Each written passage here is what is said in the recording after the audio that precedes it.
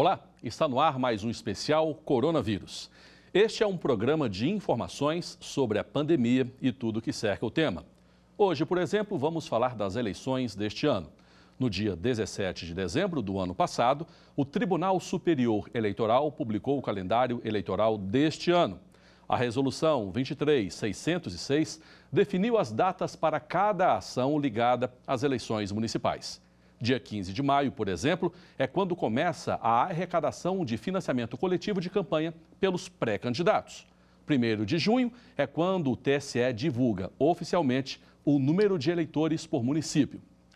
A partir do dia 4 de julho, são vedadas diversas ações dos atuais agentes públicos, como, por exemplo, nomeação ou exoneração de cargos em comissão.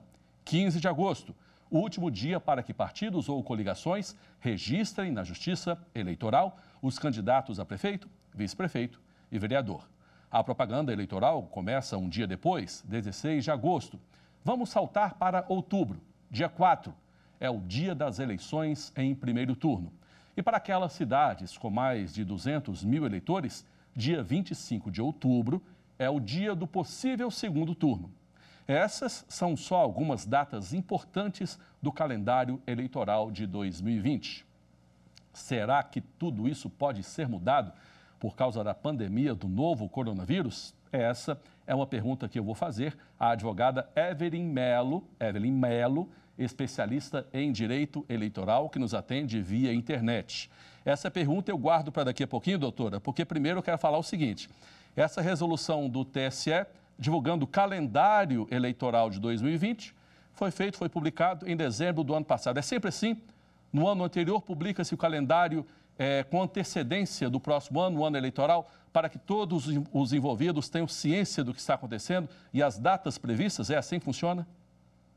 Boa noite a todas e todos, boa noite aos telespectadores. Sim, a Justiça Eleitoral publica o calendário no ano anterior às eleições. Em geral, quase todas as regras eleitorais também são publicadas por meio de resolução, sempre no ano anterior à eleição. Agora, durante o ano, essas datas podem ser mudadas, essas datas podem ser alteradas pelo próprio TSE, pela Justiça Eleitoral ou não? Em geral, não.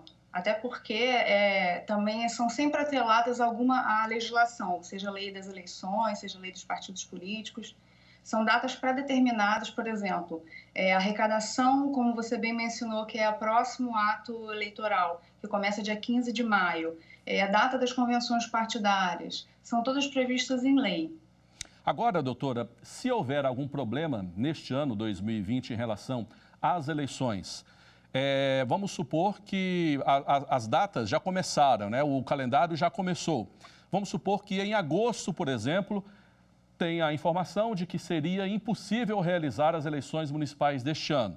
O que se pode fazer com as datas que já aconteceram e com as datas que irão acontecer a partir daí? Isso pode ser suspenso? De que forma? Então, a data das eleições ela é prevista na Constituição da República. O artigo 29, inciso 2, inciso 1 e 2, eles prevê a data da eleição para prefeito e vice-prefeito como o primeiro domingo de outubro e a posse para o 1º de janeiro. Então, se chegar em agosto e se descobrir que é impossível manter a data das eleições, será necessário um processo legislativo de alteração da Constituição da República. Uma proposta de emenda à Constituição, uma PEC. Isso, é necessário uma PEC, uma proposta de emenda à Constituição.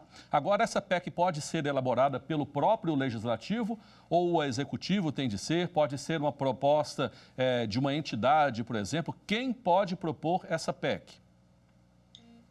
A nossa Constituição prevê a participação da sociedade civil, mas geralmente em projetos de lei. Então, nesse caso, não cabe a PEC. A gente necessitaria de uma proposta de emenda à Constituição apresentada pelos parlamentares, eventualmente pelo presidente da República.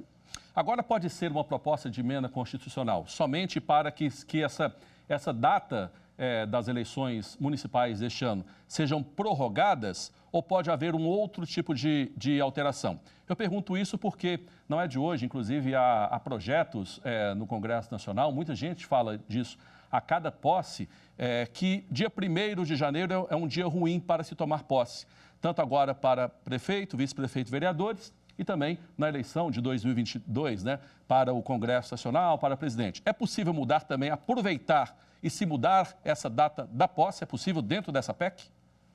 Então, pode, porque o instrumento para alterar essa data também é a PEC.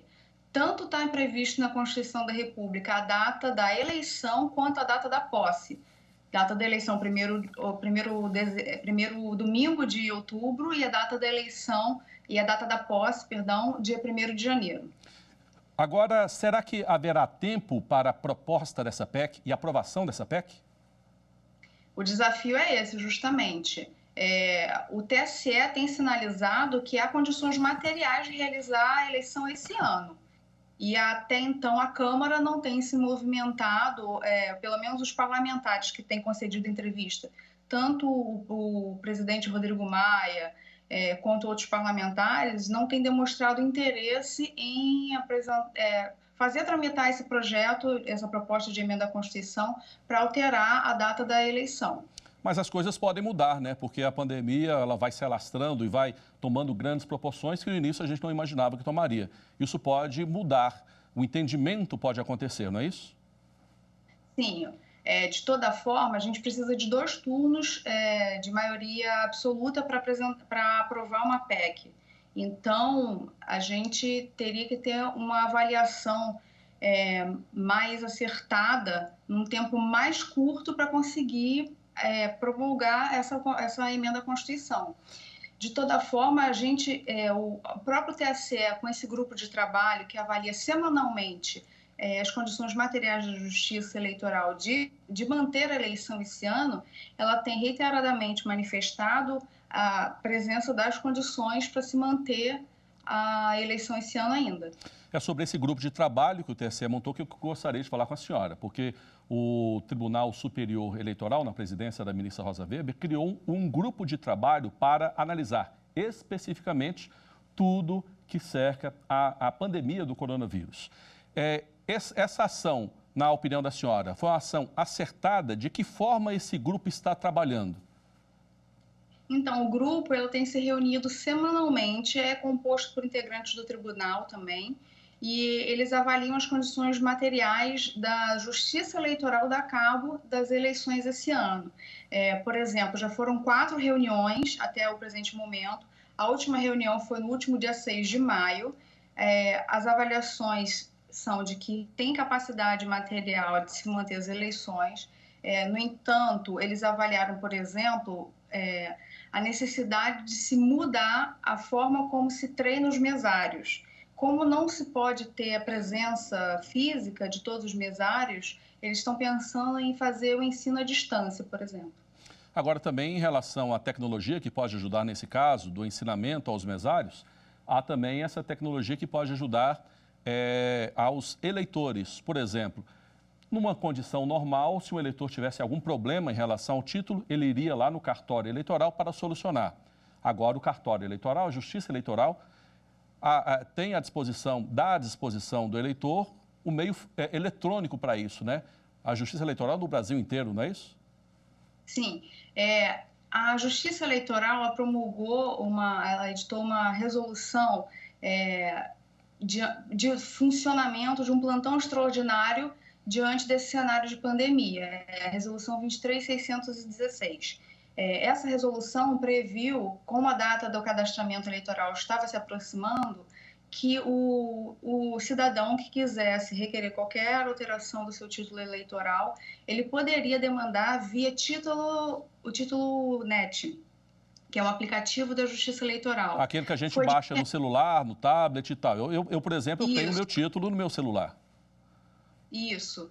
E aí a Justiça Eleitoral, a partir dessa resolução, ela dispensou a coleta da biometria dos cidadãos e fez com que, a partir desse aplicativo, as pessoas fizessem um pré-agendamento e um pré-cadastro dos seus dados para atendimento com hora marcada em alguns cartórios. E foi dispensada a presença física, nesse caso, nos TREs em que a identificação pudesse ser feito por vias de meios tecnológicos. Então, mesmo que a eleição deste ano seja mantida, como o TSE acredita que será, a pandemia já mudou a Justiça Eleitoral, já fez alterações no dia a dia da Justiça Eleitoral, é fato. É fato, não só da Justiça Eleitoral, como o Poder Judiciário como um todo, né? A gente tem migrado cada vez mais para o processo eletrônico, a realização de audiências via videoconferência, e agora, inclusive, talvez se tivesse algum ponto positivo na mudança de rotina, seria essa, que é tornar cada vez mais digital o acesso à justiça. No caso, a Justiça Eleitoral também. Eu lembro que aqui o Supremo Tribunal Federal tem as sessões via videoconferência, os tribunais do país todo também da mesma forma. Vamos agora ver um vídeo enviado por uma telespectadora. É a estudante Maria Luísa. Eu gostaria de saber como é que eu devo proceder se eu não puder ir no dia da eleição, se eu for do grupo de risco ou se tiver com sintomas do coronavírus durante a quarentena, por exemplo. Hoje em dia, em condições normais de temperatura e pressão, se a pessoa não comparece à zona eleitoral para o voto, ela precisa justificar. É a mesma coisa que tem que fazer? Então, ela teria que justificar indo a um cartório eleitoral próximo do local de onde estivesse para fazer aquela justificativa por escrito. Só que se a pessoa tiver com suspeita ou até mesmo com a certeza de que está contaminado com coronavírus, ela não pode ter contato de jeito nenhum com outras pessoas. A solução que já existe, inclusive digital, tem o Justifica Web. No site do TSE, você entra no sistema e você consegue fazer sua justificativa online. Em geral, em casos de doença, seria necessário juntar atestado médico. Mas desde o início da pandemia, a Câmara dos Deputados já apresentou a dispensa de atestado médico justamente para evitar com que essa pessoa contaminada saia e tenha contato com outras pessoas, principalmente indo a um médico e colocando outras pessoas que poderiam estar no médico, não necessariamente por uma situação de contágio com coronavírus, ao vírus que a pessoa está contaminada, né? Então, a declaração de que a pessoa está com coronavírus, acredito eu que a Justiça Eleitoral também entenda como suficiente e dispense o atestado médico para justificar essa ausência no dia da eleição. Agora, no início do programa aqui, doutor, eu falei sobre as datas, inclusive as datas previstas para os partidos políticos. E até agora a gente tem falado dos direitos e dos deveres do cidadão, do eleitor, das formas em que ele pode exercer a cidadania dele, o direito ao voto. Em relação aos partidos, o que muda? Então, até agora, na verdade, não tem nenhuma mudança concreta, porque como o grupo de trabalho do próprio TSE avaliou que a Justiça Eleitoral tem condições de manter toda essa organização, para a eleição e para a própria eleição em si, o próximo evento que vai envolver mais os partidos políticos é a convenção partidária, que se realiza entre os dias 20 de julho a 5 de agosto. Essa é uma data que tem preocupado tanto os partidos políticos quanto a Justiça Eleitoral como um todo, e justamente pelo receio de ter que aglomerar os filiados e pré-candidatos na convenção. O deputado Célio Studart fez uma consulta ao TSE, indagando sobre a possibilidade de uma convenção partidária que seja feita por videoconferência, e indagou também, dentre outros quesitos, sobre a possibilidade da assinatura da ata e da lista de presença. O TSE respondeu sobre a viabilidade, disse que não tem nenhum óbice legal, nem jurídico, nem jurisprudencial, quanto à realização da convenção partidária via videoconferência. No entanto, por ser uma questão procedimental, no que tange às assinaturas da lista de presença e da ata da convenção, a resposta à consulta preferiu se remeter a um futuro processo administrativo específico que analisa as condições para essa segunda etapa da convenção eleitoral. Depois do último dia para que os partidos ou coligações apresentem os candidatos, há um período em que esses candidatos podem ser trocados. Por exemplo, um candidato pode vir a falecer entre a candidatura e o dia da eleição. Então, a coligação, o partido, pode fazer essa troca. Na opinião da senhora, esse período de possível troca pode ser estendido caso essa PEC venha ao Congresso Nacional, caso não dê certo para que o dia 4 de outubro seja o dia do primeiro turno. Esse prazo pode ser estendido? Isso pode acontecer? Pode acontecer porque demanda sempre do processo legislativo. No entanto, o prazo para troca de candidato está previsto em lei, não na PEC, não na Constituição. Na Constituição. Então não exigiria PEC, um projeto de lei simples. Um simples projeto de lei daria conta dessa situação. Vamos ouvir então mais uma pessoa, agora é da engenheira Débora Oliveira. Pode rodar. Eu gostaria de saber o que está sendo pensado para evitar as aglomerações caso as eleições realmente venham a acontecer.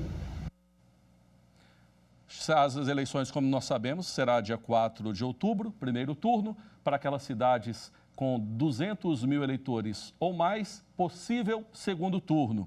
Há de se pensar a partir de agora, ou é cedo demais, pensar no que vai acontecer lá no dia da eleição, aglomerações, há de se pensar nisso? Então, a aglomeração sempre acontece no dia da eleição. Ainda mais quando é eleição municipal, né? Que elege-se ali o vizinho, o prefeito, o vereador e tal. Sempre tem aglomeração, sempre tem uma certa necessidade de organização das filas de votação.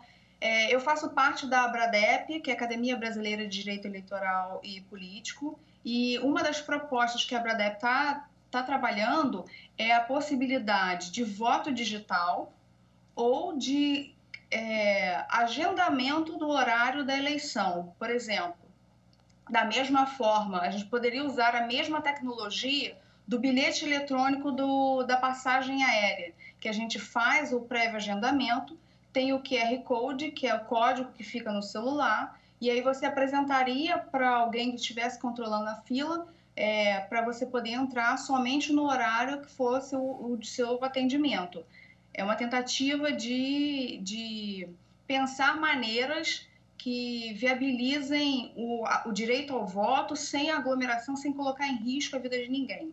Eu só pontuo que o voto digital, obviamente, ainda não existe, demandaria da Justiça Eleitoral a criação de um aplicativo ou de um sistema que conseguisse dar conta disso, mas a necessidade também de se pensar que não é uma solução para essa eleição, digo globalmente, porque o acesso à internet ainda é limitado para os brasileiros em geral.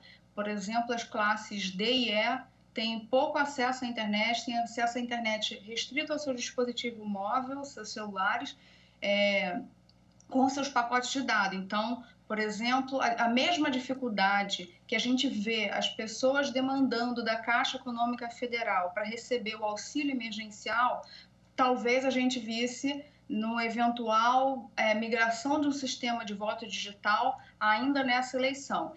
Acredito que seja uma proposta para se pensar, bastante interessante. A gente está pensando cada vez mais em mecanismos digitais de participação democrática, que inclusive ampliam a participação do cidadão, não só no momento do voto, mas para que ele possa se manifestar em outras situações, em outros casos, outras demandas, mas que acredito que para essa eleição específica talvez ainda não seja a solução.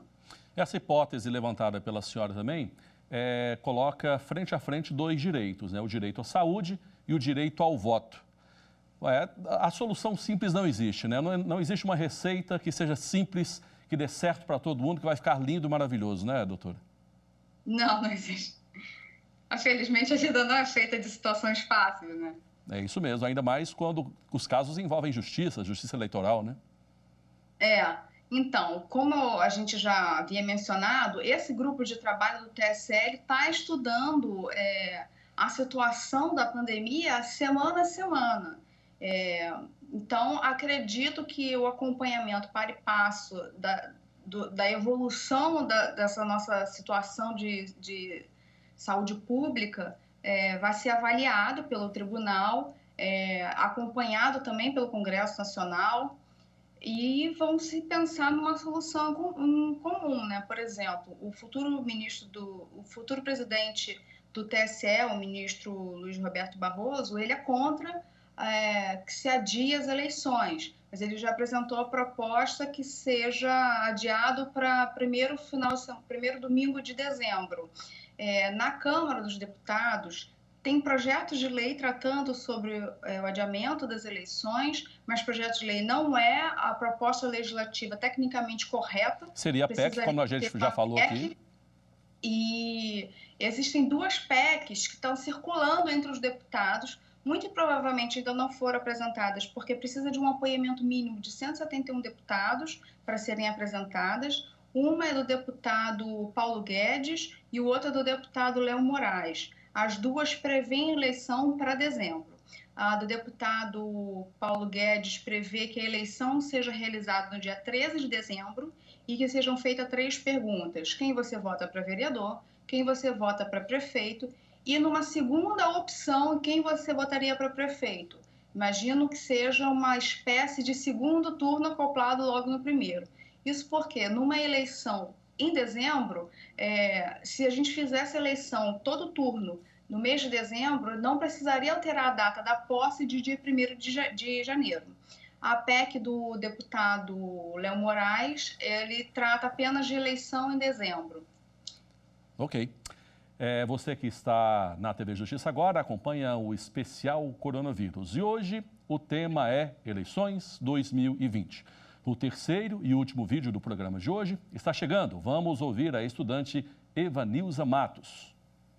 A possível mudança no calendário eleitoral deste ano pode implicar nas mudanças das eleições de 2022? Já está pensando lá na frente, hein, doutora?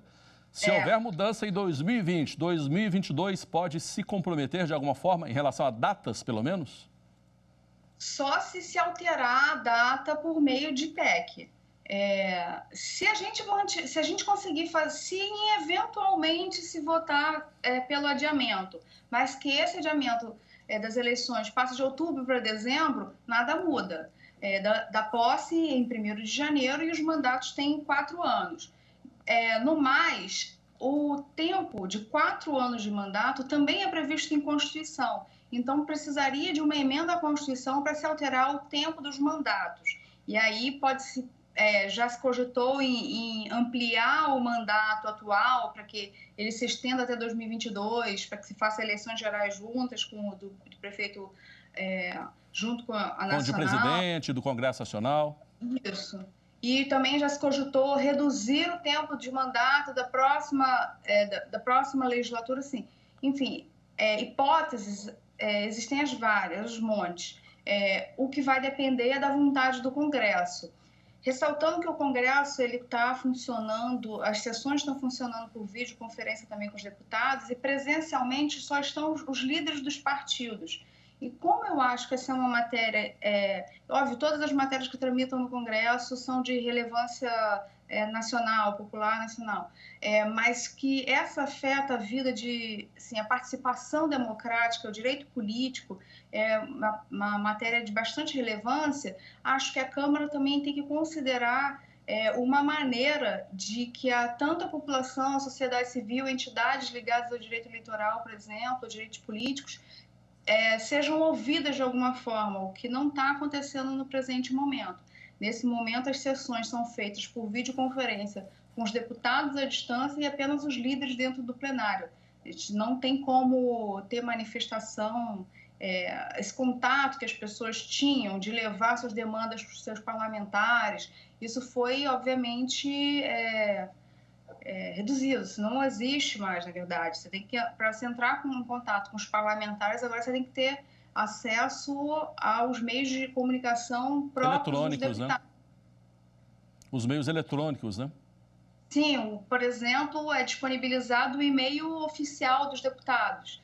Acho que a Câmara deveria criar uma espécie de consulta ou um canal de participação dessas entidades, se chegar ao ponto de se optar pelo adiamento das eleições, que não sejam até dezembro, mas que passem para o ano que vem. se tem que se prorrogar os mandatos. A gente tem discutido aqui, então, no programa, doutora, que essa é uma situação muitíssimo complicada, né? Mas é uma situação inédita. A Justiça Eleitoral, o país já passou por algo semelhante assim? Então, é uma situação inédita. Não existe precedente que tenha alterado o calendário eleitoral por situações adversas que fossem, por exemplo, de situações ligadas à saúde pública.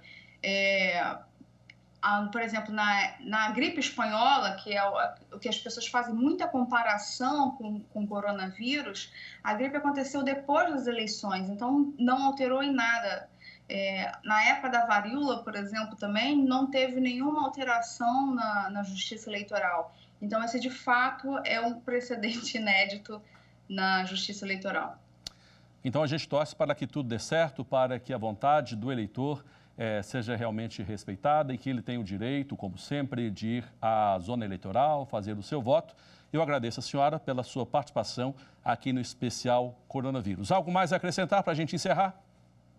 Não, obrigada e boa noite. E é bom que as pessoas se interessem cada vez mais pela participação democrática, inclusive discutindo temas sobre a política, que não é só restrita aos candidatos, nem aos eleitoralistas, mas interessa a toda a população.